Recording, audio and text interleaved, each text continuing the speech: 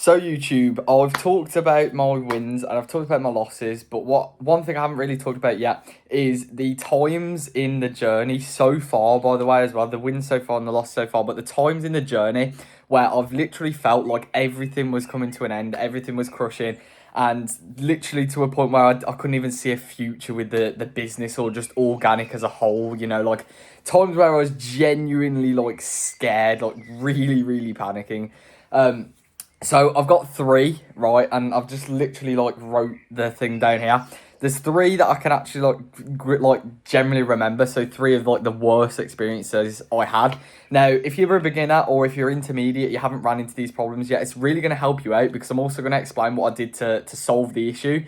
So if you're ever faced with this issue, it'll be a breeze, and that's exactly why I'm glad I was able to face these issues in a way, because now that I know how what happens and why it happened, how to prevent it, ideally I can avoid them in the future. So first one, which was probably the scariest one out of all of them, I'm not gonna lie, because it was to do with like what it was actually with. So it was a PayPal ban when during Q4, when I had, because obviously I had a winner not last year but the year before, and then during last year's Q4 was my biggest product I've had so far, and it was during that time that product was at its peak point. PayPal got banned, and you can imagine, right? I vividly remember it. I was literally on a college trip, and I literally got an email, and it said your PayPal account has been terminated or something along those lines. Went onto my PayPal, and I couldn't transfer money. I couldn't accept payments. Literally everything was frozen, and in that moment, I generally just had no idea what I was gonna do. I generally thought everything was done for. I generally thought everything was over, and I was just kind of lost, But basically, I didn't really I obviously did let the panic get to me, but I had to act on it fast. And fortunately, I'm really fortunate enough to have really, really supportive parents. And obviously, if you've been watching the channel already, I'm under 18. So all of the business side of things and payments, PayPals and stuff, all goes in my parents' name. So fortunately, my mom was actually able to call up PayPal, because if you don't know already, right, if you're having issues with PayPal, now I don't know if it's different with America, because obviously PayPal is based in America and stuff like that. But from the UK, it's very difficult to get on a chat support with PayPal. So if you really want to get a problem sorted, you have to call them basically, or that's what I've experienced anyway. So fortunately, I was able to get my mom to call them up and basically just explain the situation to them. The whole reason it got banned as well, by the way, which is some source here for you to avoid your account getting banned, is because I hadn't been adding tracking to orders and I'd been getting chargebacks. So what PayPal was seeing was that they were seeing all these orders come in, they were seeing all this money being transferred to me, but they weren't seeing any proof of anything being sent to the customers in return for their money. And they were also seeing quite a few customers complaining and getting chargebacks basically. And if you don't know already, with PayPal, they're very, very strict about chargebacks. And they almost always side with the customer unless you've got a really, really, really good argument with them. But honestly, it's just best to avoid chargebacks rather than trying to argue it with PayPal, because it can get a little bit out of hand. But basically, I got my mum to call them up and, explain the situation. They've been asking why there were so many chargebacks and stuff like this. And I just had to kind of explain the whole situation. There were a lot of orders coming in, and it was just trying to sort it out, trying to get the shipment. Some places couldn't be shipped to, so I had to refund the customers and stuff. Bear in mind, this was my first big product. The one beforehand hadn't even hit 5 figures. It had just skimmed 5 figures, but it hadn't actually gone over it. So this was a crazy time. And a crazy experience with the product, right? So basically, I was panicking, but I got my mum to call them up. Generally, I had no idea if it was going to work or not as well, by the way. I think there was some money in the PayPal as well. I can't really recall how much, but there was obviously enough in there for me to worry about. And it's not just that, it's the fact that was a big payment provider for me. A good chunk of my sales, my percentage of sales were actually coming through PayPal, because that was just a preferred payment method. And so basically I managed to get my mom to call them up, and they just went over a few things, and luckily, thank God, and thank everything, that it was able to be unbanned. They unbanned it. They said that they understood the situation, stuff like that. unbanned it. So from now on, I mean, I haven't been doing it like too much recently, but I definitely did put lots of tracking numbers on orders. And if if you're getting a lot of orders right now, put the tracking numbers on there because PayPal do not like it, right? So yeah, do that, and obviously try and avoid chargebacks if possible. Be really clear with customers because that was a big mistake, and I was generally really worried at the time. But luckily, got over it. Glad I was able to face that because now I look back at it and I'm like, okay, that was a crazy, scary moment for me. But I figured it out and I acted on it and I managed to sort it out. So that's all great. Second one was kind of similar, but with Shopify. So I actually had a Shopify payouts freeze. Now, again, it was with the same product. But what made it worse with Shopify is that obviously Shopify is the main payment provider that I was taking. So even though PayPal was taking a good chunk of the sales, Shopify / just credit cards, debit cards, you know what I mean? Like Shopify payments was the biggest one, right? There was money in there. There was a lot of money going through. And obviously you can imagine I get that notification saying your Shopify payment has been frozen. Bear in mind, right, I was at a time when I didn't understand at all why the payments got frozen. I didn't understand what to do if they got frozen, how to fix it. So before this moment happened, I'd literally just been creating new stores and just, switching straight over.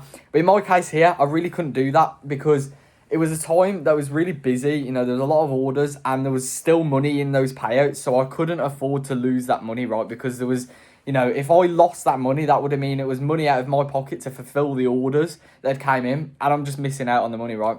So instead of going and making a new store, I had to make it my general, priority to get that store unbanned, that store unfrozen. Bear in mind as well that at this time, with those sales, I had to close the store / the payments for a few days, so I could have made even more. And obviously now I know for the future, so that's all good. But basically, I was told the payments was frozen and everything like that, so I had to do a lot of research. I mean, literally looking over a bunch of different things. Basically, I found out that the main reason it had been frozen. And again, this is source here. Tracking numbers. Tracking numbers are literally the main point of everything, right? Because no matter who you pay with, no matter who you take payments with, they all want tracking numbers to get the customer, to know that their item's being delivered and just generally to have that security. So again, it was tracking numbers that was the reason that got banned. Now, when I'm just thinking back to it now, because I'm thinking, I actually did end up creating a new store. So I kind of just go back on my words, what I just said then. But I did end up creating a new store. But what I did was I just created the new store so I could get some sales coming in whilst that store was doing its business, because usually Shopify are quite slow with getting issues sorted unless you really hammer at them with emails and everything. So I actually did that, I started the new store, made it as a side store, got the payments coming in through there, get some orders coming in. And then on the other store that had been banned, I was just hammering with emails and stuff. Eventually, after I'd say maybe a month, it was something around that, it did get banned and I did end up getting the payouts unfrozen on there. So I did just keep that as a spare store as well because, if that had ever happened again. But again, learning from that mistake, learning from that crazy time, I know that now I just add tracking to the orders because that is what Shopify are looking for. They're also looking for, especially when you just started a store, after you're trusted, it gets a little bit easier. They're a little bit more lenient. But if you've just started a store, make sure you're getting your orders fulfilled within, I'd say 3 days or, maximum 5 days. Get your orders fulfilled and get the tracking on there just so they get that security with you. Like I say, once you start building up, they are a little bit more lenient, but just, keep up with it because you don't want to be getting frozen payouts and stuff because it can be really bad. So then the third one, kind of leading on from that, is I was fulfilling with AliExpress. So like I say, this was my first biggest product and I hadn't had any experience with private suppliers because I hadn't needed to. And it got to a point where it's so stressful. I was just like, what do I do? So I ended up fulfilling literally every single order with AliExpress. Now, this is very, very time consuming. So this is what I did with my first ever winner. So I was actually running dropshipping with my best friend and business partner at the time. so basically what was happening is like he was fulfilling orders through AliExpress and I was just like filming and stuff like that. But obviously from that's all I knew, right? Like I hadn't had a private supplier. The sales that year until then had not been like crazy, so I hadn't needed to look for one. So basically I was filling all these orders from AliExpress. Bear in mind this was taking like 2 hours a day, maybe even longer, because I hadn't found like a quick system to get it all sorted. And I don't really know why I wasn't looking for a private supplier. I think the main reason was, like, thinking back to it, is that I didn't have enough trust in a supplier to be able to just, like, send all my orders over to them. Because if you know what I mean, right, you imagine there's a bunch of orders coming in. You don't want to just send them all to some random supplier, new supplier, and just hope that they're good and trusted, I just didn't want to do that. So I actually did end up waiting until, like, the sales had slowed down a tiny little bit. And learning from that experience again, that was a mistake. I'd been spending way too long fulfilling orders when I could have been, making more content, doing more productive things. Learning from that mistake, I've now got a private supplier who also adds tracking to the orders. So that's like 2 birds with one stone. But yeah, just make sure you get a private supplier as well. Because if you take, a few things from this videos, make sure you get a private supplier and make sure they are putting tracking on your orders, and just put some tracking on your PayPal orders as well manually, just so you don't end up in any of the situations that I've just mentioned. Now, obviously, if you do, then just keep this video in mind and come back to it if you need, because, any of these situations can happen, and now you know what to do. So hopefully that helped. I thought I'd just come out here and say that, because obviously I haven't really mentioned that before. So yeah. Thank you for watching. If you want to follow more of the journey and see more videos, please consider subscribing. There's going to be a vlog soon as well for the Cyprus vlog that I'm about to be going on, the Cyprus holiday. So I don't know if there'll be any more videos between now and when that is posted in about a week's time. But I'll see what I can do, in the time that I'm there. Maybe I'll film a video or so. But either way, just, if you want to see more videos, then please consider subscribing. But thank you for watching, and I will see you in the next video.